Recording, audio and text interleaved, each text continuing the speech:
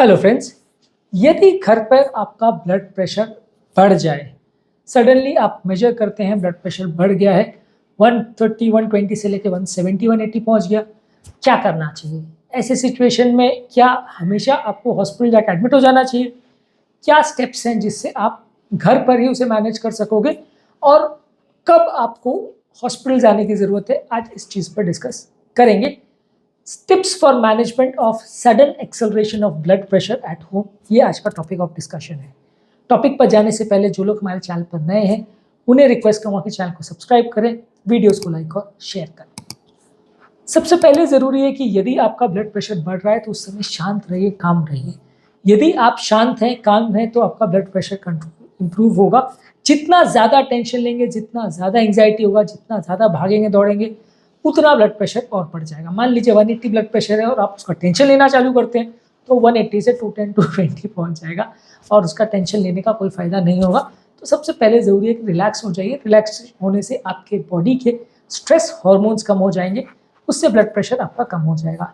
इस दौरान आप सिंपल रिलैक्सेशन टेक्निक्स जैसे कि yoga, pranayama, deep breathing exercise, meditation, progressive muscle relaxation, ये सारी चीज़ें कर सकते हैं। ये आपके माइंड और बॉडी दोनों को शांत करेगा, इससे आपका ब्लड प्रेशर लेवल्स नॉर्मलाइज हो जाएगा कुछ हद तक। मैं ऐसा नहीं कह रहा हूँ कि किसी का 220 230 ब्लड प्रेशर है तो और रिलैक्स हो जाए, बैठ जाए, सो जाए तो वो 220 से 120 आ जाएगा। पर हाँ, ब्लड प्रेशर बढ़ाने में स्ट्रेस हार्मोन्स का सिग्निफिकेंट रोल होता है, वो काफ़ी हद तक कम हो जाएगा यदि आप रिलैक्स रहते हैं तो। नेक्स्ट इंपॉर्टेंट टिप है कि ऐसे समय पर आपको एक क्वाइट जगह पे अपने आप को आइसोलेट करके एक क्वाइट जगह पे आप बैठ जाइए। उस समय आप चलना फिरना मत करिए। जितना बॉडी आप उस समय एक्सर्ट करेंगे, चलेंगे फिरेंगे भागेंगे, जितना सडन मूवमेंट बॉडी का करेंगे उतना आपका ब्लड प्रेशर बढ़ेगा। इसीलिए माइंड को शांत रखिए, रिलैक्स करिए, उसी जगह पर बैठे रहिए, तो आपका ब्लड प्रेशर लेवल्स कुछ देर में अपने आप कम होने लगेगा। 5 से 10 मिनट लगेगा इसको कम होने में, लेकिन अपने आप कम हो जाएगा। कुछ हद तक फ़ायदा मिलेगा। मैं अगेन वही क्लेम कर रहा हूँ कि ऐसा नहीं है कि 220 से 120 आ जाए, लेकिन 220 से एटलीस्ट 170 180 तक आने में मदद मिलेगी। यदि स्ट्रेस और एंग्जाइटी से ब्लड प्रेशर बढ़ाए तो आपको अच्छा रिस्पॉन्स मिलेगा। इसके अलावा आप ये कर सकते हो कि जो भी मेडिसिन आपकी हैं, अगर रेगुलर मेडिसिन आप लेना भूल गए हो तो उसे ले लीजिए। यदि लेना याद भी है, मेडिसिन लिया भी है, लेकिन ब्लड प्रेशर उससे कंट्रोल नहीं हुआ है, तो एक आध एक्स्ट्रा मेडिसिन का डोज आपके डॉक्टर से पूछ करके ले सकते हैं। इसमें हालांकि ये पूरी तरह से सेफ प्रैक्टिस नहीं है, क्योंकि हर दवा का अलग प्रॉपर्टी होता है, हर दवा अलग सिस्टम पे एक्ट करती है। कोई गति को कम करती है, कोई हार्ट के कॉन्ट्रैक्शन को कंट्रोल करती है, कोई नलियों को डायलेट करती है। अलग अलग चीज़ों से उसका फ़र्क पड़ता है। कोई पेशाब बढ़ाती है, तो वो एग्जैक्टली तो कौन सी दवा को ज़्यादा लेना है ये आप डॉक्टर से पूछ के डिसाइड करें तो ज़्यादा अच्छा है। अगर अवेलेबल नहीं है डॉक्टर तो आप ले सकते हैं घर पर अगेन ये सेल्फ मेडिकेशन थोड़ा सा रिस्की प्रैक्टिस है, तो हम इसे स्ट्रांगली रिकमेंड नहीं करते हैं, इसमें खतरा हो सकता है। इसके अलावा अच्छा है कि आप उस समय पानी ज़्यादा पीजिए। अगर आप उस समय पानी ज़्यादा पीते तो कई बार डिहाइड्रेशन की वजह से भी स्ट्रेस होता है, जिससे ब्लड प्रेशर बढ़ जाता है। यदि आप पानी ज़्यादा पीते तो इससे आपका ब्लड प्रेशर लेवल्स नॉर्मलाइज करने में थोड़ी मदद मिलेगी। कैफीन और स्टिमुलेंट्स को अवॉइड करिए। उस समय आपको चाय, कॉफ़ी या ऐसा कोई स्टिमुलेंट्स नहीं लेना है। ये बॉडी के स्ट्रेस हार्मोन्स को बढ़ाती है और इससे आपका ब्लड प्रेशर बढ़ेगा। कंटिन्यूस ब्लड प्रेशर को चेक करिए। अगर आपका ब्लड प्रेशर घर पर मॉनिटर अवेलेबल है तो उसको चेक करिए। उस समय चेक करिए, आधा घंटे बाद फिर चेक करिए, 1 घंटे बाद फिर चेक करिए।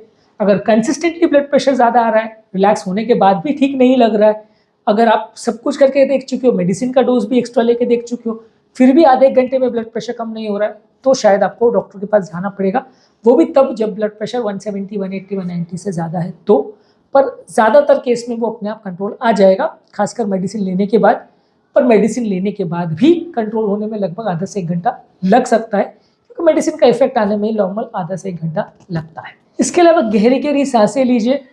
सांस गहरी लीजिए, उसको रोक लीजिए, फिर धीरे से उसको एक्सेल करिए। इसे डीप ब्रीदिंग एक्सरसाइज बोलते हैं। ये करने से भी ब्लड प्रेशर कम होता है, स्ट्रेस हार्मोन जिससे कम होते हैं। इससे भी आपके ब्लड प्रेशर को कंट्रोल करने में कुछ फ़ायदा आपको मिलेगा। इसके अलावा ठंडे पानी की पट्टियों को सर पर रखने से भी ब्लड प्रेशर कम हो सकता है।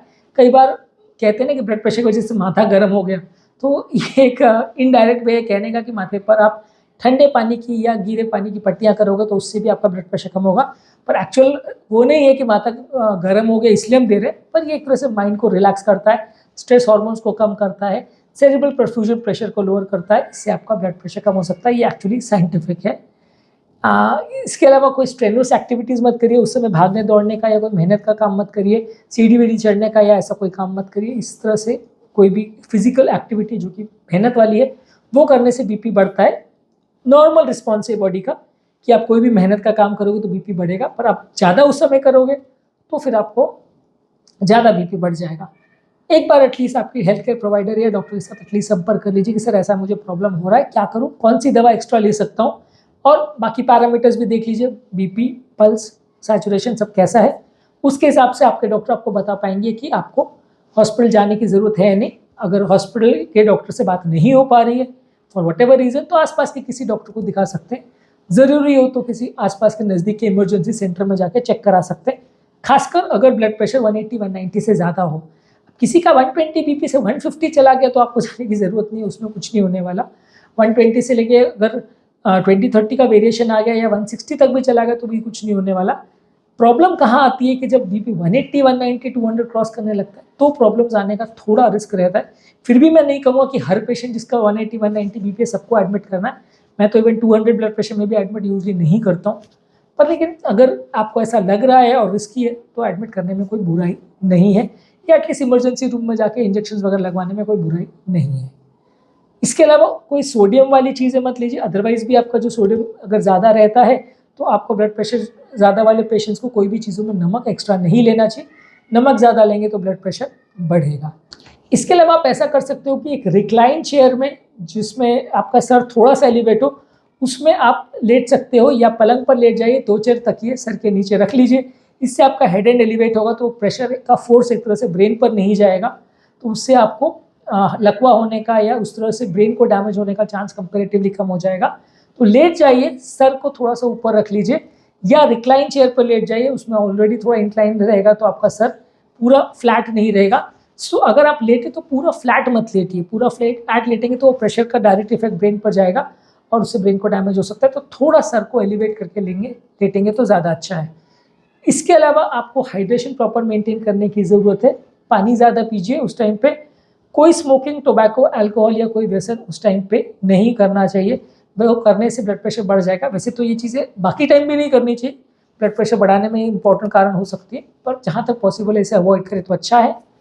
एक यूज़फुल टिप है कि इस समय सूदिंग या कामिंग म्यूजिक सुन सकते हैं, प्रेफरेबली पुराना म्यूजिक या पुरानी फिल्मों का म्यूजिक वैसा टाइप का, या सिर्फ इंस्ट्रूमेंटल सुन सकते हैं, तो इससे आपको अच्छा लगेगा। इससे मैं कोई हार्ड रॉक या तूफानी म्यूजिक मत सुनिएगा, उससे ब्लड प्रेशर और बढ़ जाएगा। थोड़ा रिलैक्सिंग म्यूजिक आप सुनेंगे तो इससे भी आपका कंडीशन बेटर हो सकती है। सिम्टम्स को मॉनिटर करते रहिए, जो भी सिम्टम्स या जो भी प्रॉब्लम घर पे है उसको प्रॉपरली मॉनिटर करते रहिए। अगर ऐसा लगे कि कंडीशन बिगड़ रही है तो हॉस्पिटल जाना पड़ेगा। अगर सब कुछ स्टेबल है, ब्लड प्रेशर कम हो रहा है तो कोई दिक्कत नहीं, अगले दिन जाके भी डॉक्टर को मिल सकते हैं। इसके अलावा ज़रूरी है कि जो ब्लड प्रेशर मॉनिटर आप यूज़ कर रहे हैं उसको करेक्टली यूज़ कर रहे हैं कि नहीं, वो भी वेरीफाई करिए। कई बार क्या होता है कि हम बीपी मॉनिटर यूज़ तो कर रहे होते हैं लेकिन सही तरह से नहीं कर रहे होते हैं, इसलिए भी प्रॉब्लम आ जाती है। ब्लड प्रेशर के रिगार्ड्स में कौन सी दवाएं आपको चल रही है, उनके क्या फीचर्स है, उनके क्या पैरामीटर्स है, कौन सी दवा को कब ले सकते हैं, किसके क्या साइड इफेक्ट्स है, इसके बारे में पूरी जानकारी होना ज़रूरी है। क्योंकि हर बार आप अगर बीपी 140 से 150 चला गया, 160 चला गया और आप डॉक्टर को फ़ोन करना चालू करेंगे तो डॉक्टर भी आपको प्रॉपर जवाब नहीं देंगे और एक तरह से इरिटेशन हो जाएगा।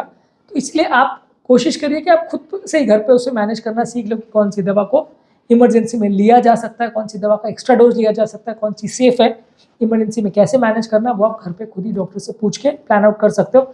हर चीज़ों के लिए डॉक्टर को फ़ोन करना या उसके पास पहुँच के बार बार जाना उसकी क्लिनिक में कि बीपी अभी 160 हो गया, अभी 170 हो गया, तो उससे कुछ फ़ायदा नहीं होगा, उससे उल्टा नुकसान होगा। इसके अलावा आपके फैमिली मेम्बर्स को भी प्रॉपर एजुकेट होने की ज़रूरत है। आपके परिवार में भी सबको पता होना चाहिए कि इस तरह की सिचुएशंस को कैसे हैंडल करना है। आज के टॉपिक में हमने बात करी कि यदि घर पर ब्लड प्रेशर सडनली बढ़ जाए तो क्या करने की ज़रूरत है। सबसे पहले तो काम रहिए, शांत रखिए मन को, एक जगह बैठ जाइए, दवा ले लीजिए, जो अगर डोज मिस कर दिया तो वही डोज ले लीजिए, नहीं तो एक्स्ट्रा डोज ले लीजिए। चाय, कॉफ़ी या स्टिमुलेंट्स मत लीजिए, पानी ज़्यादा पीजिए, रेगुलर या कंटिन्यूस ब्लड प्रेशर को मॉनिटर करिए, रिलैक्सेशन टेक्निक करिए, गहरी गहरी सांसें लीजिए, ठंडे पानी की पट्टियाँ सर पर करिए, कोई भी स्ट्रेनुअस फिजिकल एक्टिविटी उस टाइम पर मत करिए, ब्लड प्रेशर को प्रॉपर मॉनिटर करते रहिए, हेल्थ केयर प्रोवाइडर को या डॉक्टर को कांटेक्ट करिए, यदि इमरजेंसी है तो इमरजेंसी रूम में जा सकते हैं। डीप ब्रीदिंग या गहरी सांसें लेने का प्रयास करिए। नमक बिल्कुल मत लीजिए। ओवर एक्सर्शन मत करिए। लेट जाइए और सर के नीचे 3-4 तकिए रख लीजिए ताकि सर थोड़ा सा एलिवेटेड रहे। हाइड्रेशन प्रॉपर मेंटेन करिए। अल्कोहल और टोबैको को मत लीजिए। काम या सूद करने वाला या दिमाग को शांत रखने वाले म्यूजिक को सुनिए। सारे सिम्टम्स को मॉनिटर करिए। बीपी को कैसे मैनेज करते हैं ये सारी चीज़ों को समझिए, जानिए और परिवार वालों को भी सिखाइए ताकि घर पर ही सारी प्रॉब्लम्स को मैनेज कर सके। फिर भी ज़रूरत लगे तो डॉक्टर के पास जा सकते हैं। अपनी दवाइयाँ जो चल रही हैं उनके बारे में जानने का प्रयास करिए। उम्मीद करूँगा कि आज के टॉपिक में आपको कुछ नई बातें जानने को मिली होंगी और ये आपके लिए प्रैक्टिकली यूजफुल होगा। जो लोग हमारे चैनल पर नए हैं उन्हें रिक्वेस्ट करूँगा कि चैनल को सब्सक्राइब करें, वीडियोज़ को लाइक और शेयर करें।